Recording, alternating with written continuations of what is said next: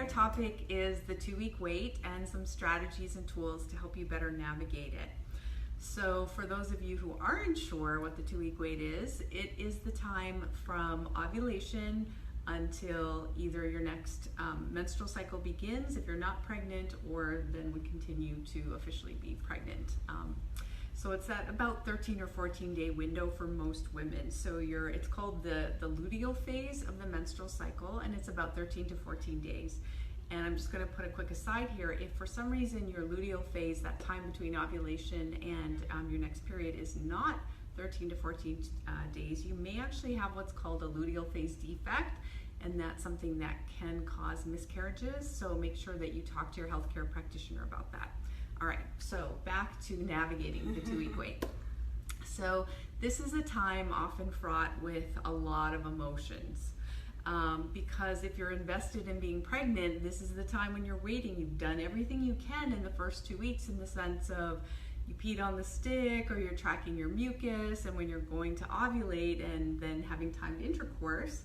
And now all you can really do is wait. So there's often a lot of fear, a lot of anxiety going on. So the anxiety, remember, comes usually in the form of the what ifs.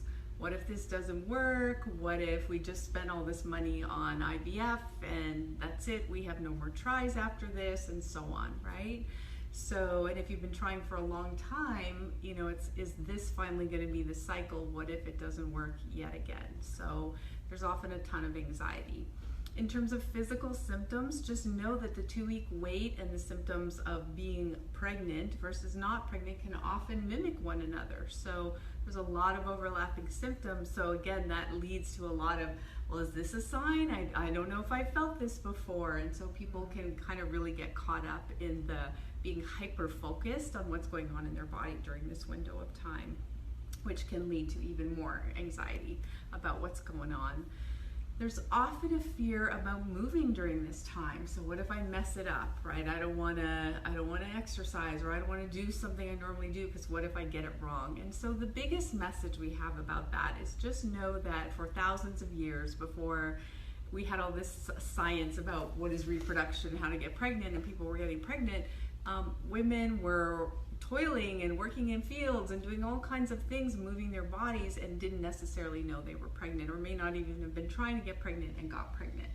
And so that's the important thing to know. If this truly is a viable pregnancy, your body's going to hold it even if you're moving. And it's actually important to move, and Wendy's going to talk more about that.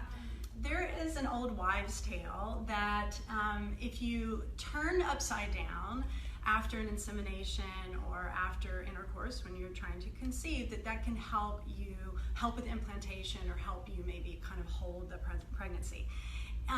There is some truth to that, but it's more in regards to what I'm going to talk about next, which is there are 5 energy winds or energetic qualities in the body, and they each have a different job. And the lower energy wind that I want to focus on today is called Apana Vayu. And its job, kind of the area of the body that it governs, is, well, it resides, if you will, is situated in the pelvic floor and the lower belly region. And its job is a downward and out flow to help with elimination, digestion, and reproduction, specifically, menstruation, and even with pregnancy and birth. It's considered, the Apana Vayu is considered one of 2 of the most important Vayus. The other one, which we won't go into today, is at the top of the head, kind of the crown of the head. And we'll maybe talk about that in a different Facebook Live.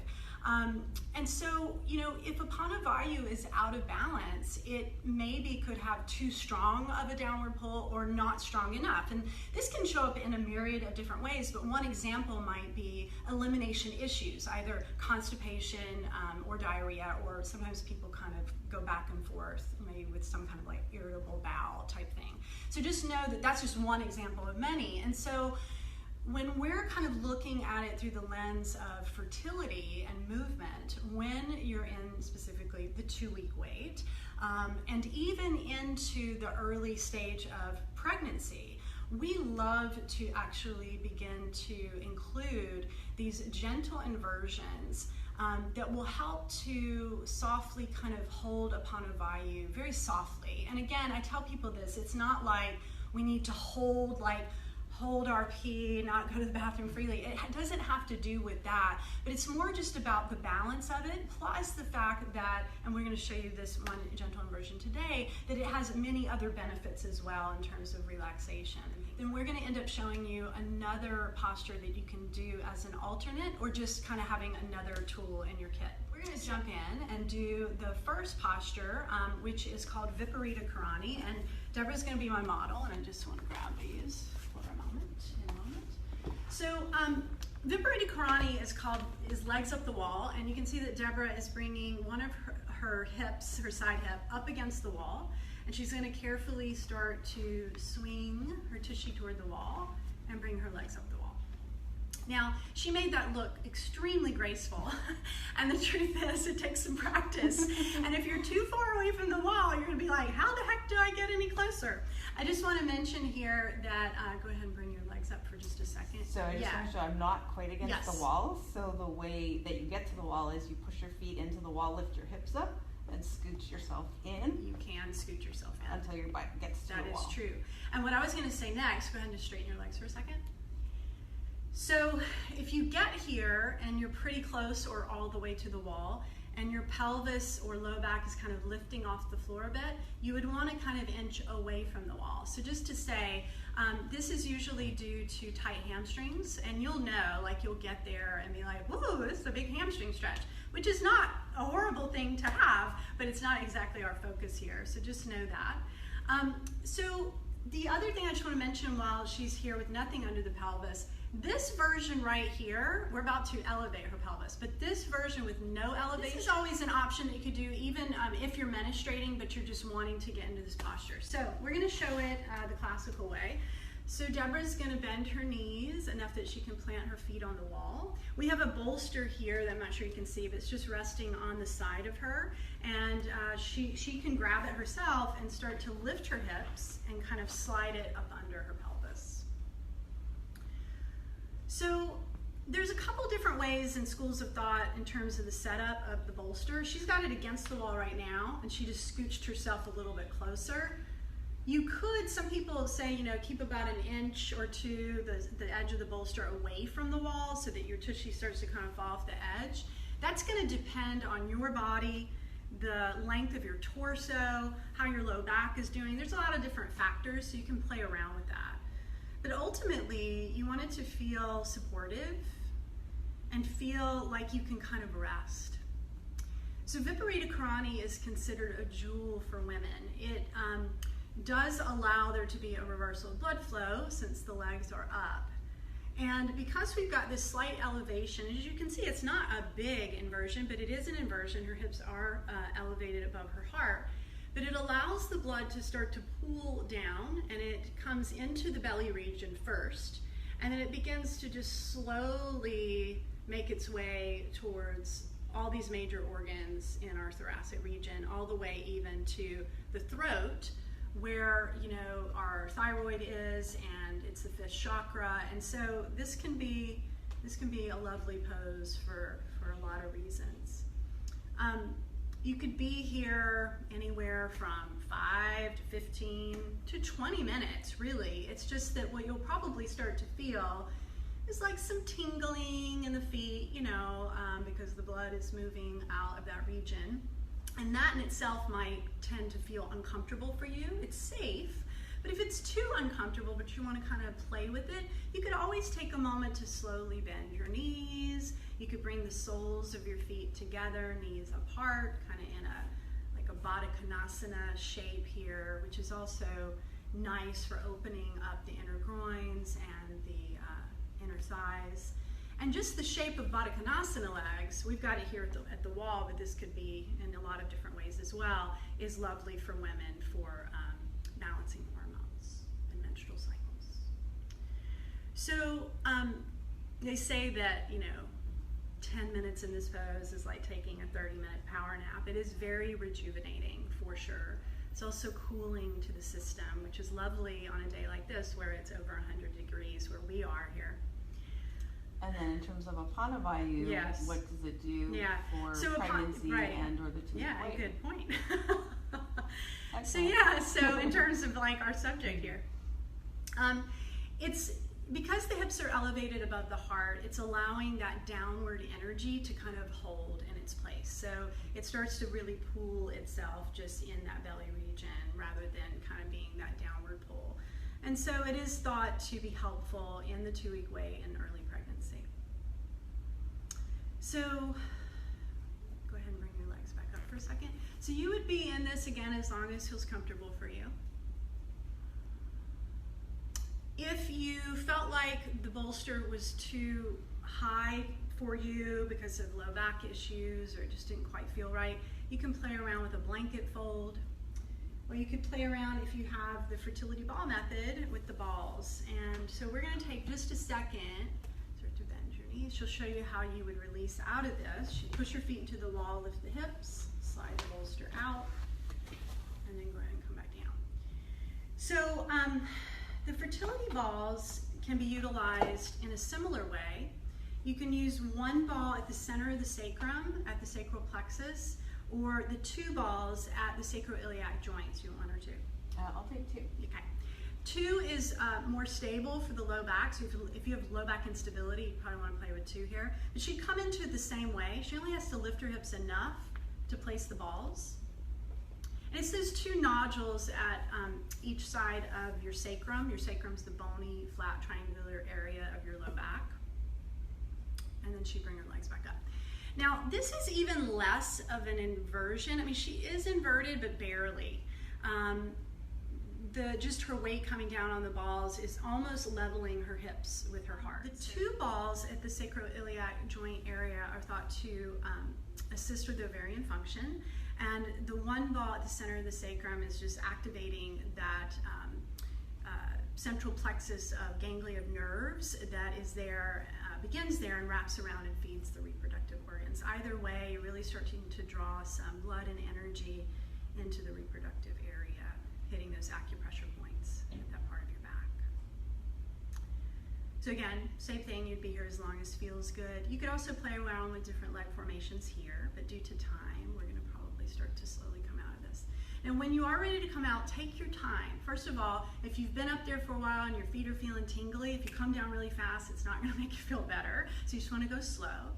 She'll start to push her feet into the wall, lift her hips, remove the balls, like those, and she'll bring the hips back down. And then you would want to turn to one side and pause, kind of in a fetal position. Again, you don't want to come up too fast just because let the blood pressure regulate a little bit more, especially if you have lower blood pressure. If you kind of come up too fast, you might get dizzy. And when she's ready, she's going to push herself up using the strength of the arms. And then after you've been there for a while, you kind of want to just sit for a second. So just know that you would just take your time. So the alternate pose or second pose is going to utilize, you could either do 3 blankets or we're going to utilize a bolster and 2 blankets. One second. So one of them is going to go, we've got it kind of pre-rolled here and she's going to mess with it when she gets there. This is going to be for the head and neck. This second blanket, you can do it a couple different ways. And again, you have to play with this to see what feels best for you. It is, what we're about to come into is a heart opener. So it's a little bit of a back bend. And a back bend is essentially just a front stretch. But because it's doing that, if you have a tight low back or low back instability, that's where you might be feeling uncomfortable. So you might have to take this lower or do a different fold. We're gonna do a long kind of, I think of like the fruit roll-ups. I'm probably dating myself now. Or jelly roll or something like that. But I'm basically taking the blanket in a rectangle shape and I'm gonna roll it up tightly so it looks like this. But I just wanna show you that if you're like, well, how else could I roll it? If you wanted more, you could do it from the shorter end and it's gonna make a thicker, kind of bigger roll, if that makes sense. Mm-hmm. Or if you're like, I don't want the roll, you could do an accordion fold, we call it, or trifold. So I just kind of like folded it like a trifold brochure or accordion. But I already know that what Deborah wants here. So we're gonna do this. So this roll, this second little blanket, is going to go at the tip of the shoulder blade. So she's going to carefully lie back.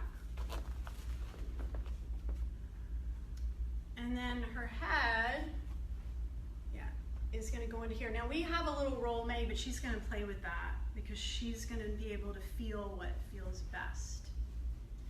Ideally, we're maintaining kind of the natural curvature of the neck or something that feels really supportive. And then you can see that she kind of, let me put this underneath your knee, sorry. And then this is going to go right up under the knees. Now again, you could do another roll if you have a blanket, or you could make this higher if you wanted to, if it feels better. What I was saying though is that she basically kind of stuck her arms through the space between the blankets there. So you can see that it's creating a back bend in her upper thoracic here. So this is starting to release any tension and tightness in the front of the body, including the belly region.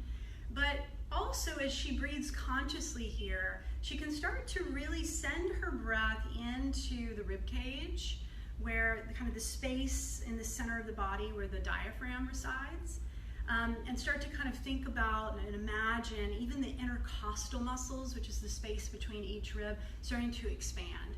So that in this way, we're still working with Apana Vayu, but to get it to kind of like move a little bit into this belly region and kind of free it up, if that makes sense. If you have a tendency to be tighter in your rib cage, or you feel like you can't take a really deep breath, just to start to get that diaphragmatic breathing happening here is going to be really powerful. Now, if you feel like you're here and you're pretty comfortable, but again, your low back is feeling a little pinchy, you would want to, for anyone, feel that the tailbone is lengthening down towards the back of the knees. And that doesn't mean grip or hold, but it just might mean like just being aware of kind of letting that be long in the low back. So this is called Babbling Brook. And it's just a super simple and yet effective pose to do really any time. But again, you could use it as a secondary pose or an alternate pose if needed for the 2-week wait.